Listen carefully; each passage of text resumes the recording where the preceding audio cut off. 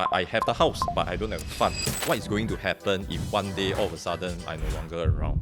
Because we spend our lifetime building our wealth, but a lot of time we don't have the proper structure to ensure that the wealth that we build translated to our family member from generation to come. So it causes more conflict rather than harmony in the family. Legacy planning is not something whereby you need to have humongous sort of like wealth in before you plan. Trust actually sets about to ensure that there's a continuity of instructions. Don't think that common sense means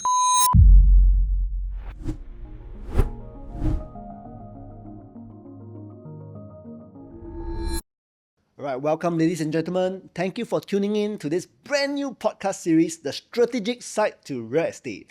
So, as we know that real estate is not just property transactions alone. It's very interdependent on many different industries, starting from legacy planning, mortgage broking, renovation contractors, feng shui, and maybe even corporate secretary. So, the purpose of today's podcast series is really to invite the experts of respective different domains to come and share with you guys, the audience, some golden nuggets that you can take away as you start your buying your property journey. You might also face with some of these questions, and hopefully these experts are able to share with you some of this good advice here. So today's episode is about the legacy architect. All right, it's about building a bulletproof property portfolio that's future-proof for your future generation. So today I have here with me Aaron. Aaron is a very, very seasoned legacy planner. He's been working with me for the last I don't know how many years already. Aaron, can you just do me a favor? Can you introduce yourself to the audience? Tell us a little bit more about what you do and your experience in this field. okay. Hi everyone. I'm Aaron. Yeah, I have been in the industry of estate planning, legacy planning for the past coming to a decade. Yeah, so I've been serving clients in the regions of Southeast Asia, Asia, and Singapore, ensuring that they actually pass down their wealth in a consistent, predictable manner, without fail. Yeah, so I do hope that today's session will actually do a tremendous help to your understanding. Thank you, Aaron, for joining us today. We're so excited to have you. So I'll be asking you a few questions here. Yeah, so maybe let's start with this. So let's start with some context here. What exactly do you do?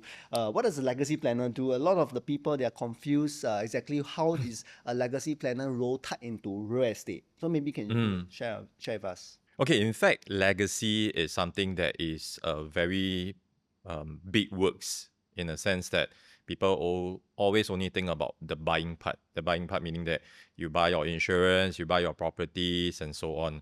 But I think the key things is about the planning part. The planning part meaning that how are you going to have a continuity to your legacies? Yeah, because we spend our lifetime building our wealth, but a lot of time we don't have the proper structure to ensure that the wealth that we build translated to our family member from generation to come. Yep. Yeah, this is what I think the multi-generation reach has always been doing. Actually, a lot of my clients also are like unclear how to properly structure their portfolio. What exactly do they look out for when they're planning property for their next generation? So let me ask you a question. Why do you think most Singaporeans, right, they only start thinking about this legacy planning after, not before, after buying the property? I think most of the time, I think Chinese has a saying lah, 成家立业 lah. So I think a lot of them actually, once they form their family, once they purchase their first house, and once they gotten their first $1 million property or even a loan, then they start thinking about, hey, yeah, I have gotten something, I have a wealth already, but what is going to happen if one day all of a sudden I'm no longer around? I mean, these are the questions that people start asking after they assemble that type of wealth that they deem that is, I kind of make it already in a certain manner. Yeah, so it really trigger them to think further lah. Yeah, lor. Yeah. And then do you think like by that time, is it a bit too late already? Yes and no, but I do understand. I mean, of course, when we are young and dangerous, we think we are almighty. So we really don't think about all these things at all lah. I mean, I think all of us, we came from that stage lah. So I kind of can empathize that sort of thinking also. Sounds a bit like me. Yeah. Myself also. Yeah. Okay, great. What do you think are the common blind spots, right? The clients that you usually meet when it comes to property succession. I would say that is not updating their wills after there's like major milestone changes in their life. Like said, for example, they have new addition in the family, or even sad to say divorce cases. So these are things, and even one of the myth, is about things like joint tenancy. Because a lot of people will think that myself and my wife, we just purchase a house, we just go into joint tenancy. Whoever survives takes over the property. Right of survivorship. Right? Yeah, but I would say that it may not be so ideal if the person that's taking over the house are not the one always in the controlling position, whereby you don't know what to do. Like the moment you gotten the house, then after that, let's say for example, I'm the one controlling. I don't prepare sufficient liquidity. I don't prepare sufficient cash. I may end up selling the house. Even though, survivorship, but I have the house, but I don't have the fund. So basically, you cannot service the house. Yeah. And then end up selling at a price that is really below your desired price. Correct. Yeah. And I think lastly is also that I think many of them actually, it's very common whereby parents will pass down the property to their children's in a manner whereby said that, I got 3 children, the property I'll just pass down to the 3 of them. But sometimes it may cause even more conflict and problem, because some may have house, some may not have, some may not be married. So they have different agenda in life. So it causes more conflict rather than harmony in the family. Yeah. Yeah, so these are the common things that I always see. I get it. Earlier you mentioned so like a lot of people, they kind of like never really review their will, especially after a major milestone, having a third kid, or say buying a new big purchase. How frequent would you advise for someone to be doing this review of their will realistically? We always have a timeline of approximately about 5 years, or because we do believe that every now and then, or a good gauge is about 5 years, there bound to be some changes in milestone. Yeah, it could be that new addition in the family, or someone pass on, or some disagreement in the family. They feel like there's a need to review what they have written. Yeah, or even like I say, the sad fact is that I'm not trying to always bring up this but I think divorce is something that is coming to be a bit common these days. So it always comes up quite frequently. So these are milestones whereby people really do seriously consider about reviewing, or definitely there's a need to rewrite your wills or something. Yeah, definitely. You do want to make sure you protect yourself in whatever situation that can happen, right? Yes. Okay, thank you, Aaron. So moving on. Actually, this question is really more for the audience. Can you explain a little bit about what really does it mean to buy under trust? Because this term trust comes, so many people talk about trust, but not many people actually understand the concept, and who is it really suitable for? Like, can I buy under trust, or what does it take to buy under trust? For what? Yep. I think put it this way. I think in the past, I think quite a number of them, actually the agenda is very genuine, whereby they are really wanting to purchase the first property for their children. Then of course that in the past, before the ABSD additional buyer stamp duty comes about, they may buy under their own name. Then after that, along the way, they will pass down the property to their children. But since 2010, am I right? Okay. Yeah. There's ABSD. There's ABSD, additional buyer stamp duty. So that's where that trust become more and more prominent from that moment on. because more and more are thinking about buying through a trust so as to not be really paying the ABSDs lah. So most of the time, people will be buying under a trust. Most of the time is really to save on the ABSD, at the same time to fast forward. I mean, their objective of leaving behind, buying the property for their kids and let the kids have the house by the time they turn 21 years old. Yep. So it's very common thing to do. Yeah, but along the way, there's some sort of like misconcept, or like people start thinking of ways to, avoid or whatsoever. But I think generally the idea of setting out a trust is really with a very genuine ideas of making sure that I pass out to my children, but I don't pay the tax. Because the agenda is really, the objective is really giving them at the age of 21, making sure that they have their own house at the age of 21. A lot of the audience thinks that buying under trust is as simple as, let's say, buying under own name. But actually, they also fail to kind of like understand that buying under trust is not that straightforward. Usually, it needs to be a full cash purchase. All right. True. And then you cannot tap on CPF, and financing options are almost very limited. Correct. So that's why a lot of people actually are unaware that buying under trust may not be as straightforward as they think it is. Yeah. Okay. In your experience, just really want to tap on your many years of experience. What's one real world example where proper planning, right, of, say, structuring or purchase has prevented a major family conflict or, say, a tax issue?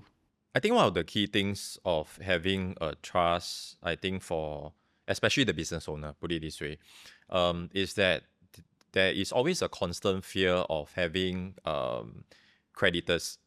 Yeah. So the thing is this, is that a trust that is being set out in a lifetime, it actually helps to have certain level of creditors protection, meaning that the assets, the properties that I held in the trust, is technically after a 5 years mark or so on, technically it's not supposed to be under me, under my name as a business owner. So let's say 5 years later, 10 years later, I will to file myself for bankruptcy, or my company goes into insolvency. The creditors can go after me, but they cannot go after properties, assets that I already placed in trust, because right from the start, the true agenda is that the trust is I built out in advance to take care of my family members. So my family members don't have to pay for the unseen or the blind spot, the mistake that I have committed. But instead of like the whole family paying the price, I'll be the only one paying the price lah. But they will be exempted from whatever consequences. Okay, can I say that you are basically just passing on assets without the liabilities Correct. to your beneficiaries? So Correct. so it's like great, right? Correct. Okay, Correct. I think that's a very, very, very good point here. Then conversely, what's a painful example where poor planning actually caused unnecessary losses? I would say that is okay. In the olden days, if you were to tell your parents, let's write a will, I think maybe they will slap you. Yeah. So they will think that you're eyeing their assets.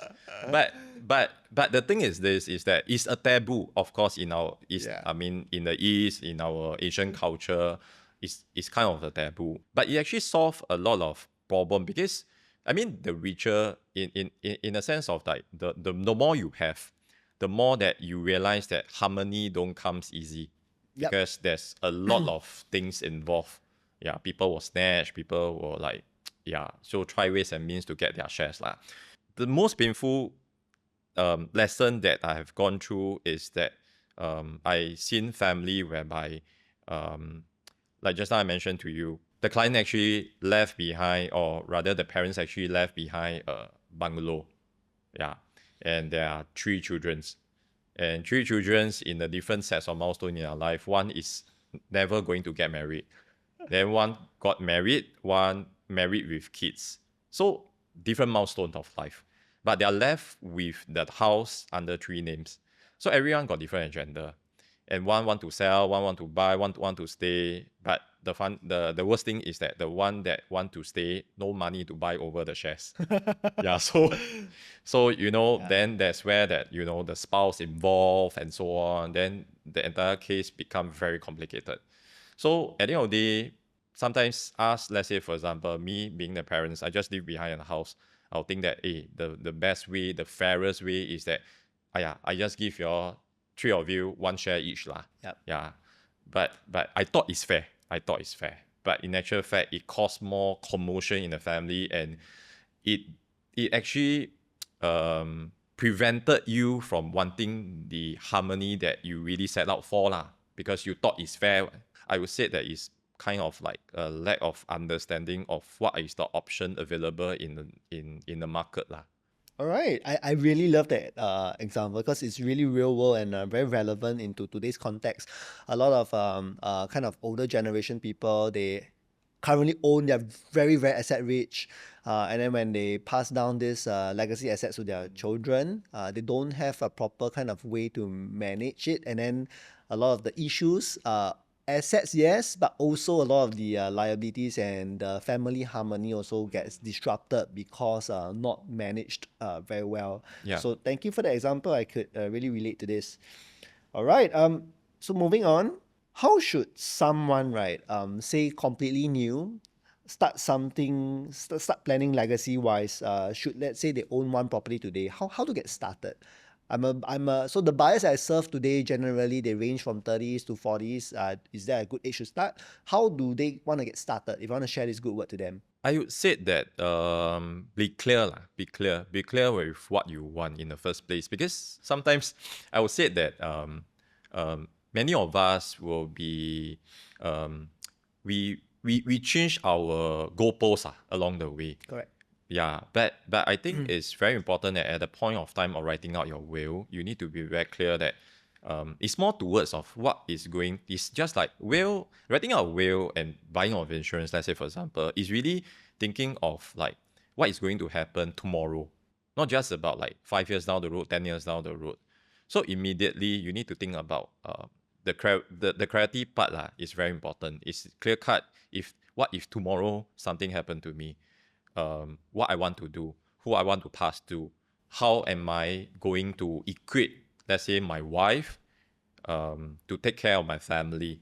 Yeah, I think these are things that I think will be important for a start. Yeah, especially it's not saying that legacy planning is not something whereby you need to have humongous sort of like wealth before you plan.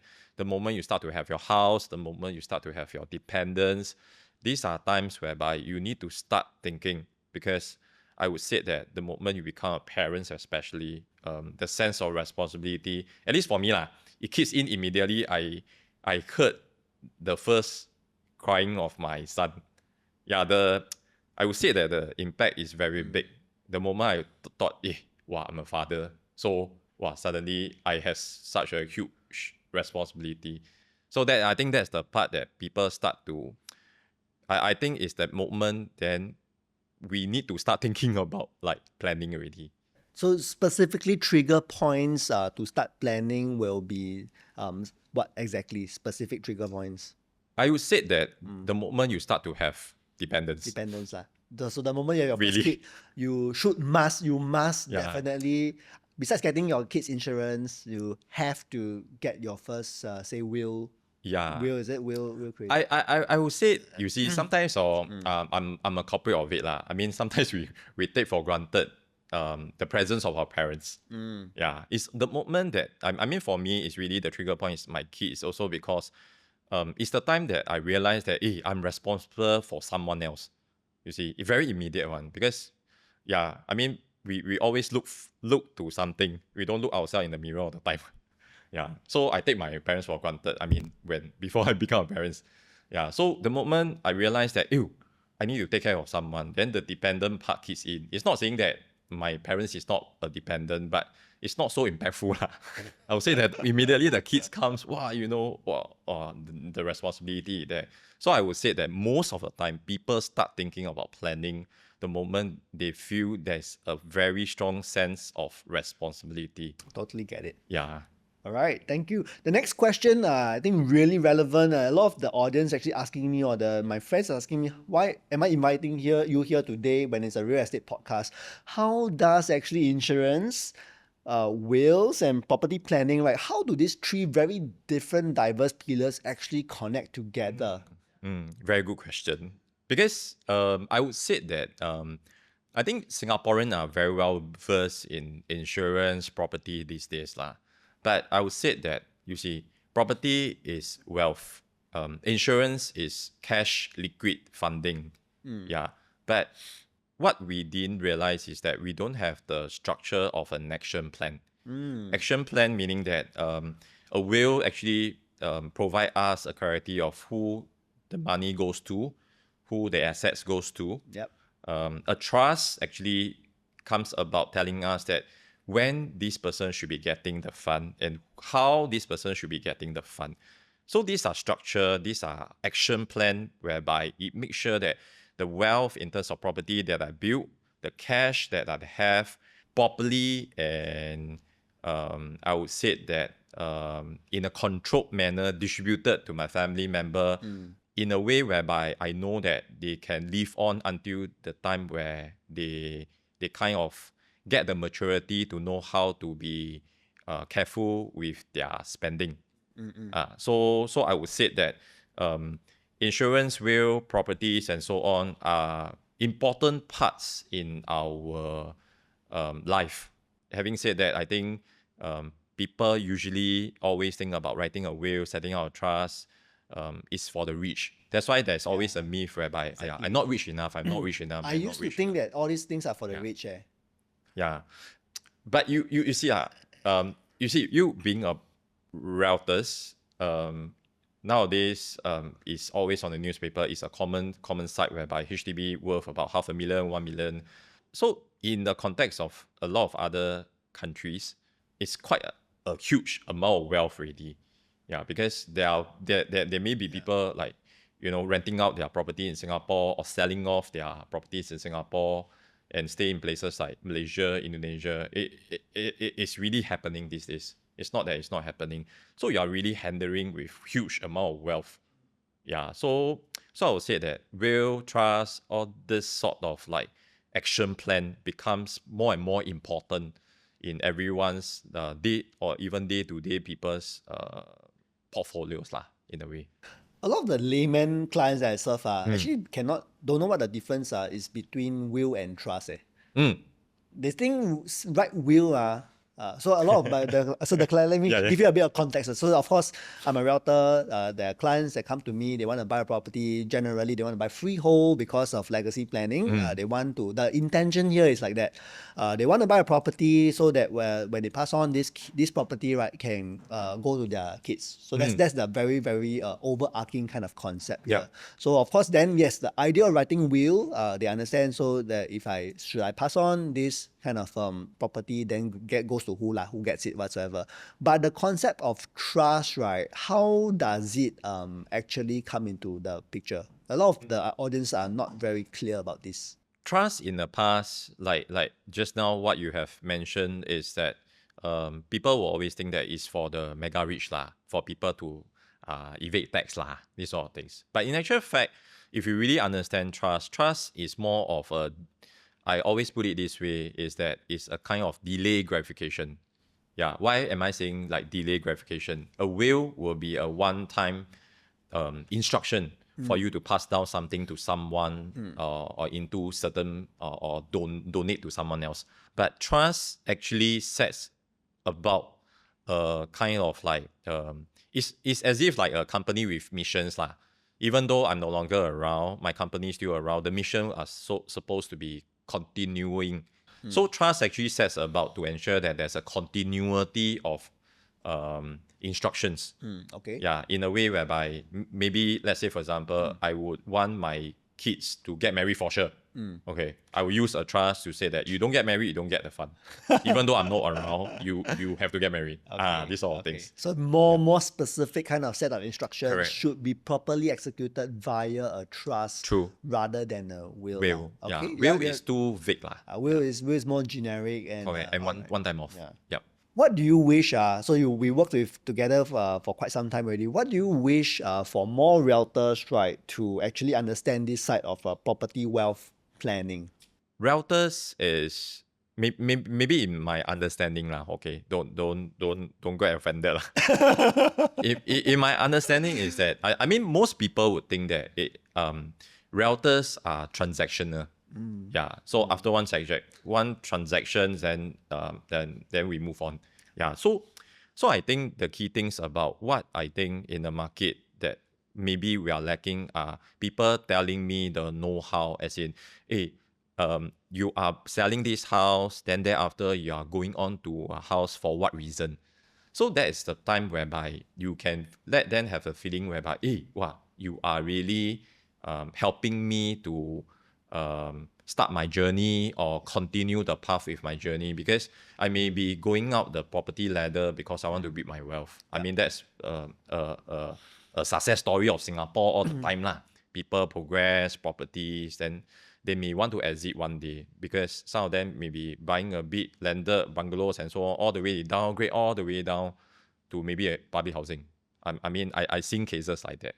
So we need to be, I feel that realtors in the market these days may want to position in the way where the client can feel that, hey, you are really going through this journey with me. Exactly. Yeah. Yeah. So I'm seeing that in you. Thank you, bro. Yeah. So I want to resonate, take some time to really pause and reflect on that. A lot of the realtors, even the people that I see, the people I co-broke with, they tend to be just very fixated on just one transaction.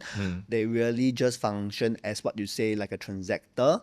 But in this world where consumers are flooded with so much information now, and we live in the AI world, we need to start to pivot to more of a consultant and consultative approach.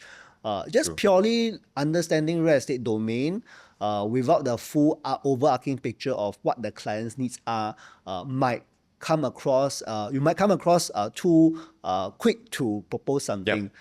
I always tell the realtors that are with me in my team, or maybe even my clients, that everybody has a different season. When we talk about season, we talk about the stronger season in your younger years where you are good to buy and then you are buying.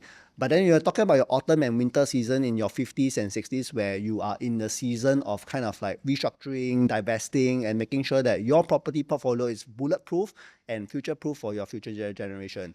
And if you understand the kind of instruments that are available in the market, you will probably be in a better position to advise the clients. And guess what? The clients actually appreciate you even more because you have an overarching understanding of what their needs are, rather than just, Mr. Buyer, this property is good because of this you should buy. So it becomes very tunnel vision, very narrow-minded, and then it becomes like a piecemeal advice. So yes, I do agree with that. Finally, thank you, Aaron. If you could just give the audience one golden rule for property owners who want to protect and pass on their wealth wisely, what would it be? I would say that don't assume and don't think that common sense means common. Because actually, a lot of people know common sense because I use ChatGPT now. Yeah. In everything. Yeah lah, true lah. So maybe with AI or ChatGPT, everyone will think along the same path lah. I'm not always the strongest. Yeah. So that is the time whereby I realize this. I tend to perform better when I go through a practical mistake. Then I goes back to reads on the theories. Yeah. Because why am I telling you this is because I feel that in life, right, there's no perfect problem and perfect scenarios or perfect solutions, put it this way. So a lot of time people assume, meaning that I will think that, like, let's say going back to just now the example is that I have a house, fairly I give to 3 of them. Yeah, I feel that they are very closely knitted. they definitely will take care of each other one. Then I just pass on. Then after that, they get married. Or rather, after they get married, then they pass on. Yeah. So I would say that sometimes siblings can really be very closely knitted. It's a fact lah. But the moment they get married, it's also a very unspoken situation whereby after they are married, with the influence of spouse and so on, I hope I don't get like slash back for saying this, but I'm stating the fact lah. So there may be changes in the demographic of the family. I mean the vibe of the family. Yeah. So really don't assume. Don't assume that I don't do anything. I just plan in this way, the simplest way, then things will just go on fine. And I don't discuss about like in Chinese they say 不好的东西我不要讲 but doesn't mean that 不好的东西不要讲 it won't happen. Actually, we all grew up somehow or rather in this kind of I don't know, is it Asian thing? It's an Asian thing. It's an Asian thing, yeah. Yeah. But now I talk about it very openly with my wife Yeah. and my kids are still young, so maybe no, but my wife Yeah. and I. Yeah. Yeah. In short, is really don't assume. Structure as much as you can to give clarity to yourself, or even to ensure a harmony in your family lah. Yeah. Thank you very much, Aaron, for the golden nuggets today. I want to thank the audience for tuning in as well. Thank you for tuning into this brand new podcast series, The Strategic Side of Real Estate. If you like what you see today, do not forget to click, share, subscribe, and like so that the algorithm will be targeting you for more similar content. And then thank you for today for tuning in. See you soon. Thank you. Bye-bye.